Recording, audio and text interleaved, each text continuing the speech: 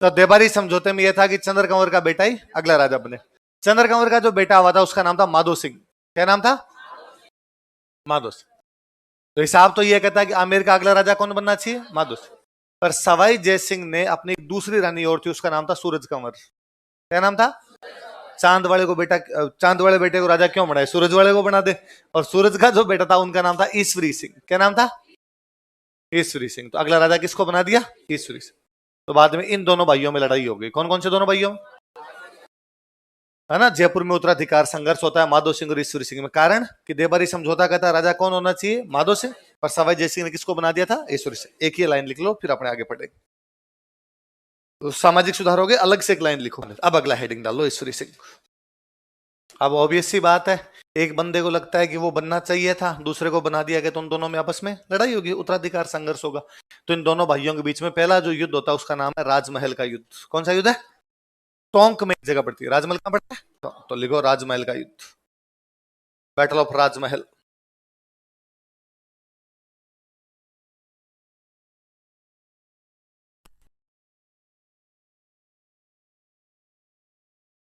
ईश्वरी सिंह और किस किस के बीच में होगा? माधो सिंह।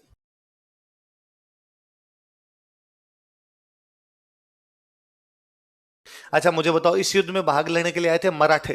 कौन आए थे? मराठे। बताओ मराठे किसकी तरफ से आए? किसकी तरफ से? क्यों? कि सवाई जयसिंह और मराठों की आपस में बनती? मराठों का ऐसा कुछ ही नहीं था। मराठों का एक ही काम था, अपना सपना, जो पैसे देगा उसकी तरफ से लड़ ले। तो मराठे दोनों तरफ से थे, थोड़े बहुत ईश्वरी सिंह की तरफ से, पर ज्यादातर जो मराठे थे वो किसकी तरफ से थे? माधो सिंह। तो इधर लिख लो मराठे। कि बाकी मराठों का कोई दीन धर्म नहीं था, लुटेरे थे, जो पैसे देता उसकी तरफ से लड़ लिया करते मराठास। तो अब ईश्वरी सिंह से की तरफ से तो कौन है? भरतपुर से सूरजमल। माधो सिंह की तरफ से मेवाड़ से जगत सिंह सेकंड, बूंदी से उमेद सिंह, कोटा से, और पैसे लेके बताओ किसको जीता है? माधो सिंह ज्यादा है उसकी तरफ से। लिखो ईश्वरी सिंह जीत गया। क्या करें, वही जीता था। तो वो जीता तो उसने इस जीत की याद में एक पिलर बनवाया था। यहाँ पे पिलर को बोलते हैं लाट। पिलर क्या बोलते हैं? ईश्वरी सिंह ने लाट बनाई, इसलिए नाम क्या हो गया उसका? ईसर लाट। क्या नाम हो गया? ईसर लाट। या इसी का एक नाम और है, सरगासुली। क्या नाम था? तो इस जीत की याद में क्या बनाएगी? ईसर लाट या सरगा। ये कभी चौड़ा रास्ता की तरफ जाना, या जयपुर में अपने बाकायदा ईसर लाट बनी हुई है। तो कौन सी युद्ध में जीत की याद में बनाएगी? राजमहल। किसने बनवाई? किसको हराने के बाद? ईश्वरी सिंह ने बनाई। ईश्वरी को अपने ईश्वर ही बोलते हैं, ईश्वर पूरा बोलते नहीं। लाट का मतलब पिलर, ईश्वर ने पिलर बनाया, इसलिए नाम क्या गया? ईश्वर लाट। लिखो। पर माधो सिंह हारने के बाद भी शांत नहीं बैठा, उसने वैसा बदला लेंगे। तो अगले साल वापस आया वो युद्ध लड़ने के लिए। ये अपने जयपुर के पास ही जगह पड़ती है, बगरू। कौन सी जगह? लिखो बगरू का युद्ध। बगरू जयपुर में है।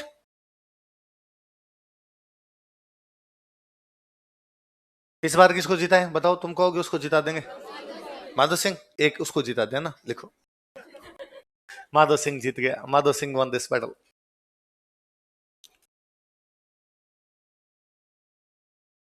इस बार भी ईश्वरी सिंह जीत जाता, पर इस बार जो तू जिस सेनापति का नाम ले रहा वो सेनापति मरा गया था तुम्हारा। ईश्वरी सिंह का एक सेनापति था, उसका नाम था हरगोविंद नाटाणी। क्या नाम था? राजमहल वाला युद्ध जीते। राजमहल का युद्ध जीतने के बाद में ईसर लाट या सरगासुली बनाएगी।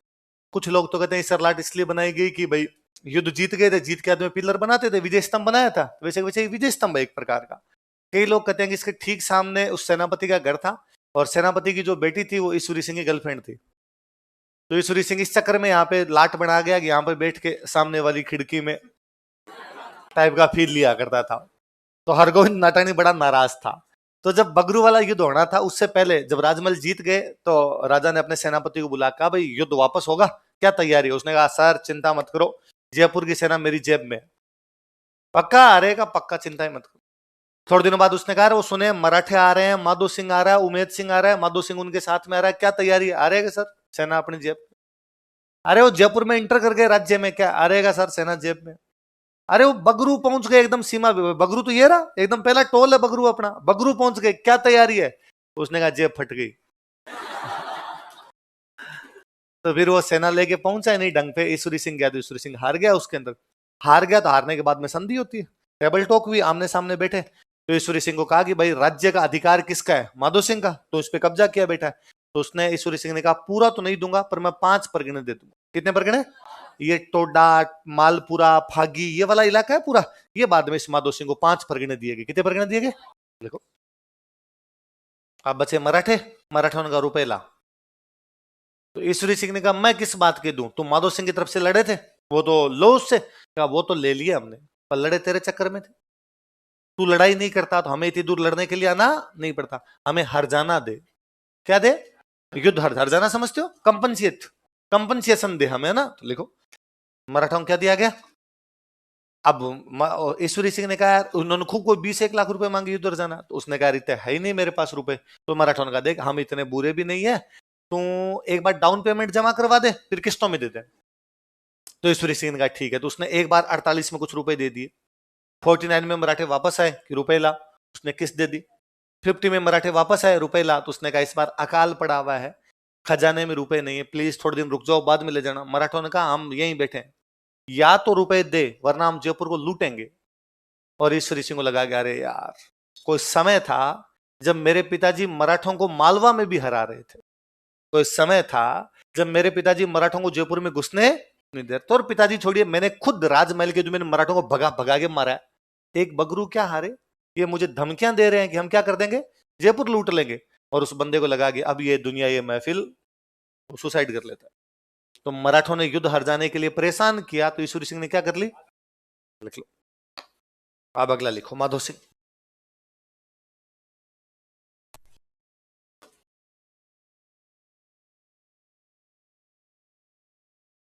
वैसे ना माधो सिंह सीधा आदमी था, और माधो सिंह ने ईश्वरी सिंह को पहले भी कहा था कि देखो भैया, देवारी समझौते का हिसाब किताब तो यह है कि पूरा का पूरा आमिर मुझे मिलना चाहिए, क्योंकि देवारी समझौते में लिखा हुआ है चंद्र कंवर का बेटा ही क्या बनेगा, आमिर का राजा। पर कोई बात नहीं, पिताजी तेरे को राजा बना के चले गए, अपने काम करते हैं, आधा आधा बांट लेते हैं, आधा जयपुर ईश्वरी सिंह और आधा जयपुर माधो। मैं आधे में राजी हो जाऊंगा। माधो मांगे आधो, माधो मांगे, पर ईश्वर देवना पाव। पाव समझते हो? आधे का भी आधा होता है, सो क्या बोलते हैं, पाव।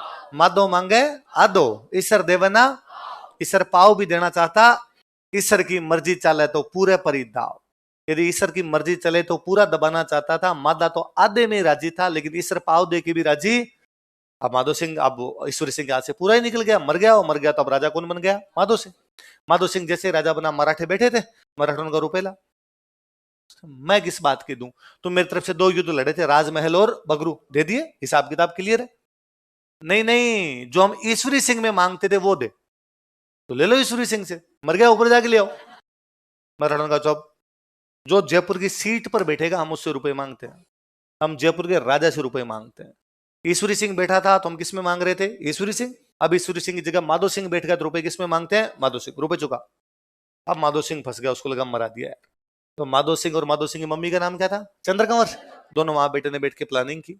चंद्र कंवर ने जो मराठों का सेनापति था उसको बुलाया, और उसको बुला के कहा कि तू मेरे धर्म का भाई है। उसने कहा इमोशनल ब्लैकमेल नहीं है, 100 रुपए कम कर दे, बाकी रुपए चाहिए मेरे।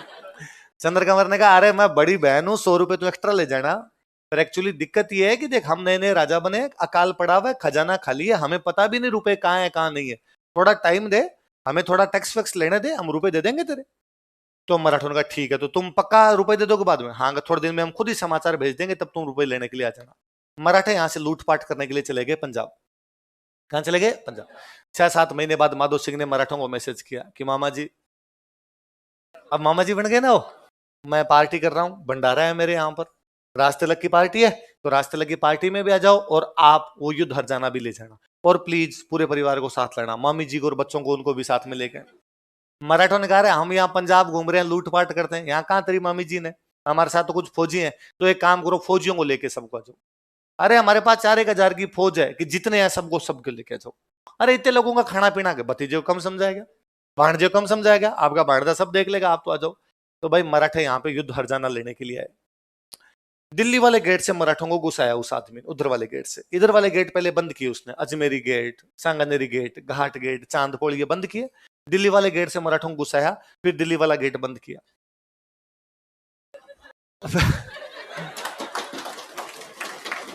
जयपुर के एक एक बंदे को पहली रात बुला के हथियार दिए गए थे, और कहा गया था एक भी मराठा जिंदा नहीं जाना चाहिए। भाई साहब, 4,000 मराठों को जयपुर वालों ने कूट कूट के मार दिया था। 11 मराठों ने जैसे तैसे करके दीवार कूद के भागने का प्रयास किया था। जयपुर वाले टांग पकड़ के खींच के लाए और कंडे जा रहे हो तो किसी राजा ने जयपुर में मराठों का कत्लेआम करवाया था, नरसंहार करवाया। वो राजा कौन था? देखो स्टार लगा के। मराठों का बदला लेंगे यार, अपने आदमियों को यूं जयपुर के अंदर घुसा कर मारा उसने। पर भाई साहब कई साल तक तो मराठों की हिम्मत ही नहीं हुई उस डाकी से बदला लेने की। थोड़े साल बाद मराठे बदला लेने के लिए आए। अपने टोंक में एक जगह पड़ती है काकोड़, कौन सी है? लिखो काकोड़ का युद्ध, बैटल ऑफ काकोड़।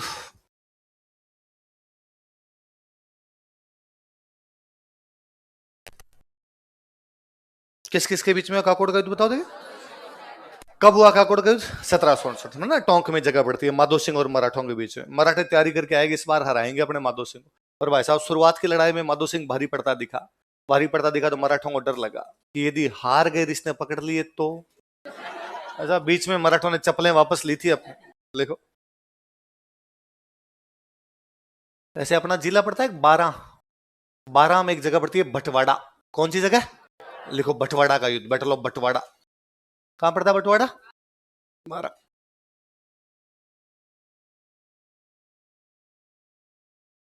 12 तो जिला बाद में अब राजस्थान बनने के बाद बना, पहले तो रियासत कोटा थी। यहाँ पे कौन सी रियासत लगती? तो कोटा वालों के साथ इसकी एक लड़ाई हुई थी, बटवाड़ा में युद्ध हुआ था। उस समय जो कोटा का राजा था उसका नाम था शत्रुसाल।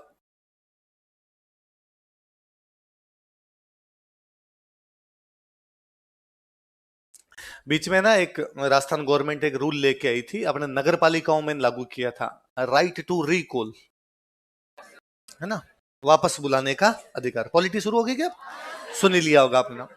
तो 12 में मांगरोल जगह, एक मांगरोल, वहां की नगर पालिका में ये लागू किया था कि वहां के जो चेयरमैन सर थे उनके खिलाफ राइट टू रिकॉल का प्रयोग हुआ और कहा गया कि चेयरमैन को हटाया जाए। हालांकि वो हटे नहीं थे, जब वापस वोटिंग हुई तो वापस जीत गए थे उसके अंदर वो।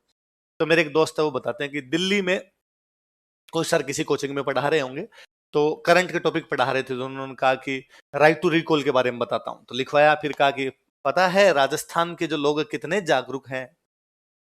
बच्चों यूपी बिहार के रहते हैं सारे के सारे दिल्ली में पढ़ने वाले। तो उन्होंने कहा हाँ सर बताइए कैसे। कहा अभी 12 जिलों में वहां पे राइट टू रिकॉल लागू हुआ है।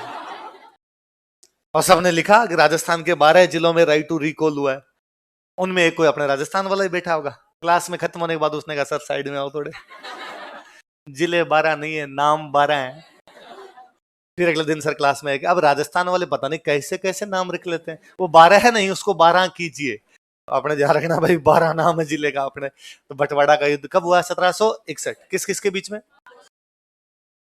हुआ? कुछ यूं कि दिल्ली का मुगल बादशाह था मोहम्मद शाह रंगीला। मोहम्मद शाह रंगीला हट गया तो उसकी जगह राजा बनता है मोहम्मद अहमद शाह। कौन बनता है? अहमद शाह जब राजा बना तब अपने भरतपुर में इधर राजा साहब बन गए थे सूरजमल। अहमद शाह और सूरजमल के बीच में आपस में बनती नहीं थी।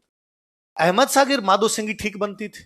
तो अहमद शाह ने माधो सिंह को कहा कि अरे भरतपुर वालों से मेरी नहीं बनती, तू हमारे बीच समझौता करवा दे। और जयपुर वाले ये समझौते पंचायती कर ही रहे थे सारी की सारी। माधो सिंह सूरजमल जी का और अहमद शाह के बीच में क्या करवा देता है? समझौता। तो अहमद शाह बड़ा राजी होता है और अहमद शाह राजी होकर कहता है कि जा मेरी तरफ से तुझे रणथंभोर का किला। कौन सा किला? रणथंभोर। मेरी तरफ से तेरे को रणथंभोर का किला दिया जाता है। माधो सिंह आया और माधो सिंह ने आगे कौन से किले पे कब्जा कर लिया? रणथंभोर। हकीकत यह थी कि रणथंभोर का किला अहमद शाह का था ही नहीं। रणथंभोर का किला था शत्रुसाल का। किसका था? मुगल बादशाहों के ढलते हुए दिन थे, उनके पास खुद की जमीन ही नहीं थी। रणथंभोर किला उनके पास कहां होता?